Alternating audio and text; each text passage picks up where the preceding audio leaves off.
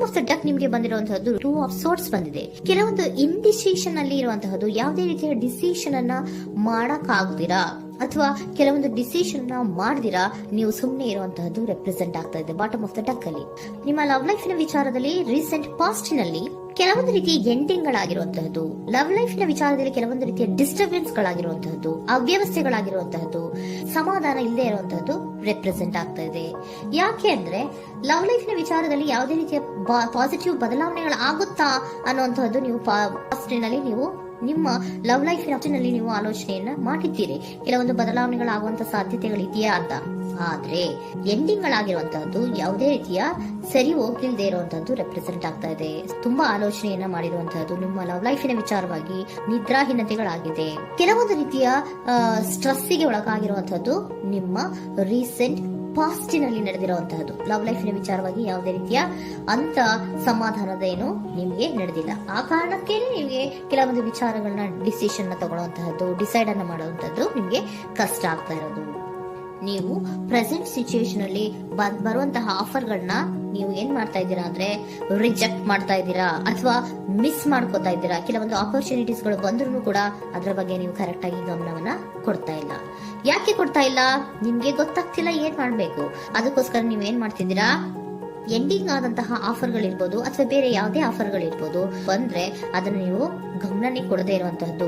ಯಾವುದೋ ಕೆಲವು ವಿಚಾರ ನಿಮ್ಮ ಲವ್ ಲೈಫ್ ನ ವಿಚಾರವಾಗಿ ಕೆಲವೊಂದು ರೀತಿಯ ಮತ್ತಷ್ಟು ಮುಟ್ಟೋದು ಅಂದ್ರೆ ರಿವ್ಯಾಲ್ಯೂಯೇಷನ್ ಅನ್ನ ಮಾಡ್ತಾ ಇರುವಂತಹದ್ದು ಪ್ರೆಸೆಂಟ್ ಆಗ್ತಾ ಇದೆ. ಪ್ರೆಸೆಂಟ್ ಅಲ್ಲಿ ನಾನು ಯಾವುದೇ ಆಫರ್ ಅನ್ನ ತಗೊಳ್ಳುವಂತ ಸ್ಥಿತಿಯಲ್ಲಿ ಇಲ್ಲ ಅನ್ನುವಂತ ರೀತಿಯಲ್ಲಿ ನೀವು ಆಫರ್ಗಳನ್ನ ಮಿಸ್ ಮಾಡ್ಕೊಳ್ಳುವಂತಹದ್ದು ಅಥವಾ ರಿಜೆಕ್ಟ್ ಮಾಡುವಂತಹದ್ದು ರೆಪ್ರೆಸೆಂಟ್ ಆಗ್ತಾ ಇದೆ.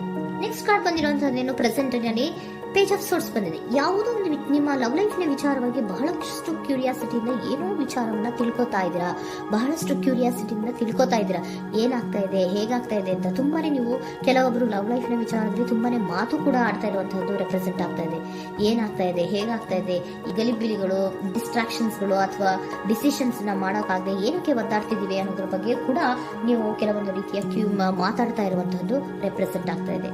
ಯಾವಾಗ ಕೆಲವೊಂದು ವಿಚಾರಗಳಲ್ಲಿ ನೀವು ಮಾತಾಡಿ ಕ್ಲಿಯರ್ ಅನ್ನ ಮಾಡ್ಕೊತಿರೋ ಆಗ ನೀವು ಕೆಲವೊಂದು ರೀತಿಯ ಆಕ್ಷನ್ಸ್ ಗಳನ್ನ ತಗೋಬೇಕು ಅನ್ನೋ ನಿರ್ಧಾರವನ್ನ ಮಾಡಿರುವಂತದ್ದು. ಆಫರ್ಗಳು ಬಂದ್ರೂ ಕೂಡ ರೆಫ್ಯೂಸ್ ಮಾಡ್ತೀರಾ. ಆದ್ರೆ ಏನೀಗ ಹಿಂದೆ ಪಾಸ್ಟ್ ನಲ್ಲಿ ನಡೆದಿತ್ತೋ ಅದು ಯಾಕಾಯ್ತು, ಏನಕ್ಕೆ ಹಂಗಾಯ್ತು ಅನ್ನೋದ್ರ ಬಗ್ಗೆ ಕೂಡ ನೀವು ಮಾತಾಡುವಂತ ಸಾಧ್ಯತೆಗಳು ರೆಪ್ರೆಸೆಂಟ್ ಆಗ್ತಾ ಇದೆ ಅಟ್ ಪ್ರೆಸೆಂಟಿನಲ್ಲಿ. ಆಮೇಲೆ ನೀವು ಮಾತಾಡಿದ ಮೇಲೆ ಕೆಲವೊಂದು ರೀತಿಯ ನಿರ್ಧಾರಗಳನ್ನ ಮಾಡುವಂತಹದ್ದು. ನೈಟ್ ಆಫ್ ವೈಟ್ಸ್ ಬಂದಿದೆ. ಸೊ ಆವಾಗ ನೀವು ನಿಮ್ಮ ಕೆಲವೊಂದು ವಿಚಾರಗಳಲ್ಲಿ ಕ್ಲಾರಿಟಿಗೆ ಬಂದ ಮೇಲೆ ನಿಮ್ಮ ಲವ್ ಲೈಫಿನ ವಿಚಾರದಲ್ಲಿ ಕೆಲವೊಂದು ಆಕ್ಷನ್ ಗಳನ್ನ ತಗೊಳ್ಳುವಂತಹದ್ದು ರೆಪ್ರೆಸೆಂಟ್ ಆಗ್ತಾ ಇದೆ. ಹಾಗೆ ಏನ್ ಆಕ್ಷನ್ಸ್ ಗಳನ್ನ ತಗೋತೀರಾ? ಈಗ ಕೆಲವೊಂದು ರೀತಿಯ ಆಫರ್ಗಳನ್ನ ನೀವು ಬಂದಂತಹ ಆಫರ್ಗಳನ್ನ ನೀವು ಏನ್ ಮಾಡಿದೀರಾ, ರೆಫ್ಯೂಸ್ ಅನ್ನ ಅಟ್ ಪ್ರೆಸೆಂಟ್ ಅಲ್ಲಿ ಮಾಡಿದ್ದೀರಾ. ಈಗಲೂ ಕೂಡ ನೀವು ಬಂದಂತಹ ಆಫರ್ ಅನ್ನ ನೀವೇನ್ ಮಾಡ್ತೀರಾ, ರೆಫ್ಯೂಸ್ ಅನ್ನ ಮಾಡ್ತೀರಾ ಅಥವಾ ರಿಜೆಕ್ಟ್ ಅನ್ನ ಮಾಡ್ತೀರಾ. ಯಾಕೆ? ಸೆಕೆಂಡ್ ಕಾರ್ಡ್ ನಿಮ್ಗೆ ಇಮಿಡಿಯೇಟ್ ಫ್ಯೂಚರ್ ನಲ್ಲಿ ಸೆಕೆಂಡ್ ಕಾರ್ಡ್ ಬಂದಿರೋದು ಯಾವುದು, ಹಾರ್ಮೆಟ್ ಕಾರ್ಡ್ ಬಂದಿದೆ. ಸೊ ಲೋನ್ಲಿನೆಸ್ ಅನ್ನ ರೆಪ್ರೆಸೆಂಟ್ ಮಾಡುತ್ತೆ. ಯಾಕೆ ಲೋನ್ಲಿನೆಸ್ ಅನ್ನ ರೆಪ್ರೆಸೆಂಟ್ ಮಾಡುತ್ತೆ? ಬೇಡಪ್ಪ, ಈ ಜಗ್ಲಿಂಗ್ ಗಳೇ ಬೇಡ. ತುಂಬಾ ಜಗ್ಲಿಂಗ್ ಇದೆ ನಿಮ್ಮ ಲವ್ ಲೈಫ್ ನ ವಿಚಾರದಲ್ಲಿ. ಕೆಲವೊಬ್ಬರಿಗೆ ತುಂಬಾ ಜಗ್ಲಿಂಗ್ ಇದೆ. ಯಾವಾಗ್ಲೂ ಬ್ಯಾಲೆನ್ಸ್ ಅನ್ನ ಮಾಡ್ತಾ ಇರ್ಬೇಕು. ಈ ಕಡೆಗೆ ಹೇಳಿದ್ರೆ ಆ ಕಡೆಗೆ ಹೋಗುತ್ತೆ, ಆ ಕಡೆಗೆ ಹೇಳಿದ್ರೆ ಈ ಕಡೆಗೆ ಬರುತ್ತೆ. ಯಾವ ಕಡೆ ಅಂತ ಮಾಡೋದು ಅನ್ನುವಂತಹ ಆಲೋಚನೆಯನ್ನ ಮಾಡ್ತಾ ಇರುವಂತದ್ದು. ಸದ್ಯಕ್ಕೆ ಯಾವುದೇ ಆಫರ್ ಬೇಡ, ಸ್ವಲ್ಪ ಒಂಟಿಯಾಗಿರೋಣ ಅಂತ ನೀವು ಆಲೋಚನೆಯನ್ನ ಮಾಡ್ತಾ ಇರುವಂತದ್ದು ರೆಪ್ರೆಸೆಂಟ್ ಆಗ್ತಾ ಇದೆ. ಮತ್ತೆ ಕೆಲವೊಬ್ಬರಿಗೆ ಕೆಲವೊಂದು ರೀತಿಯ ಕ್ಯೂರಿಯಾಸಿಟಿಯಿಂದ ಏನಾಗ್ತಾ ಇದೆ ಅಂತ ವಿಷಯಗಳನ್ನ ತಿಳ್ಕೊಂಡ್ಮೇಲೆ ಕೆಲವೊಂದು ಆಕ್ಷನ್ಸ್ ಗಳನ್ನ ತಗೊಳ್ಳುವಂತದ್ದು ಕೂಡ ರೆಪ್ರೆಸೆಂಟ್ ಆಗ್ತಾ ಇದೆ. ಯಾವುದೇ ರೀತಿಯ ಭಯ ಇಲ್ಲದೆ ವಿಷಯಗಳನ್ನ ತಿಳ್ಕೊಂಡು ನೀವು ಆಫರ್ಗಳನ್ನ ಅಟ್ ಪ್ರೆಸೆಂಟ್ ಅಲ್ಲಿ ರೆಫ್ಯೂಸ್ ಮಾಡೋ ಸಾಧ್ಯತೆಗಳು ಕೂಡ ಕೆಲವೊಬ್ಬರಿಗೆ ರೆಪ್ರೆಸೆಂಟ್ ಆಗ್ತದೆ. ಯಾಕೆ ಆಫರ್ಗಳನ್ನ ರೆಫ್ಯೂಸ್ ಮಾಡ್ತೀರಾ? ನಿಮ್ಮ ಲವ್ ಲೈಫ್ ನ ವಿಚಾರದಲ್ಲಿ ಬರೀ ಜಗ್ಲಿಂಗ್, ತುಂಬಾ ಬ್ಯಾಲೆನ್ಸ್ ಅನ್ನ ಮಾಡ್ಬೇಕು. ಯಾವ ಕಡೆ ಮಾಡ್ಬೇಕು, ಹೇಗ್ ಮಾಡ್ಬೇಕು ಗೊತ್ತಾಗದೇ ಇಲ್ಲ. ನೀವೇನ್ ಮಾಡ್ತೀರಾ, ಸ್ವಲ್ಪ ದಿನದ ಮಟ್ಟಿಗೆ ನಾನು ಲೋನ್ಲಿ ಆಗಿರ್ಬೇಕು ಅನ್ನೋದನ್ನ ಇಲ್ಲಿ ನಿಮ್ಗೆ ಲವ್ ಲೈಫ್ ನ ವಿಚಾರವಾಗಿ ರೆಪ್ರೆಸೆಂಟ್ ಆಗ್ತಾ ಇದೆ. ಈ ಎಲ್ಲಾ ಕನ್ಫ್ಯೂಷನ್ಸ್ ಇರೋದ್ರಿಂದಲೇ ನಿಮ್ಗೆ ಬಾಟಮ್ ಆಫ್ ದ ಡಕ್ ಬಂದಿರುವಂತಹದ್ದು, ಟೂ ಆಫ್ ಸೋರ್ಟ್ಸ್ ಬಂದಿರುವಂತಹದ್ದು. ಸೊ ಇಂಡಿಸಿಷನ್ ಆಗ್ತಾರೆ ಅಂತ ಏನ್ ಮಾಡ್ಬೇಕು ಗೊತ್ತಾಗಲ್ಲ.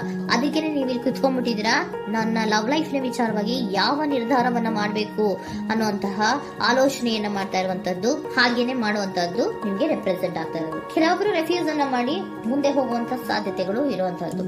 ಮತ್ತೆ ಕೆಲವೊಬ್ರು ಆಫರ್ಗಳನ್ನು ಬರುವಂತದನ್ನ ಬ್ಯಾಲೆನ್ಸ್ ಅನ್ನ ಮಾಡಬೇಕು, ಜಗ್ಲಿಂಗ್ ಅನ್ನ ಮಾಡಬೇಕು, ಸದ್ಯದ ಮಟ್ಟಿಗೆ ಒಂಟಿಯಾಗಿ ಇರೋಣ ಅಂತ ಆಲೋಚನೆಯನ್ನ ಮಾಡ್ತಾ ಇರುವಂತದ್ದು ರೆಪ್ರೆಸೆಂಟ್ ಆಗ್ತಾ ಇದೆ.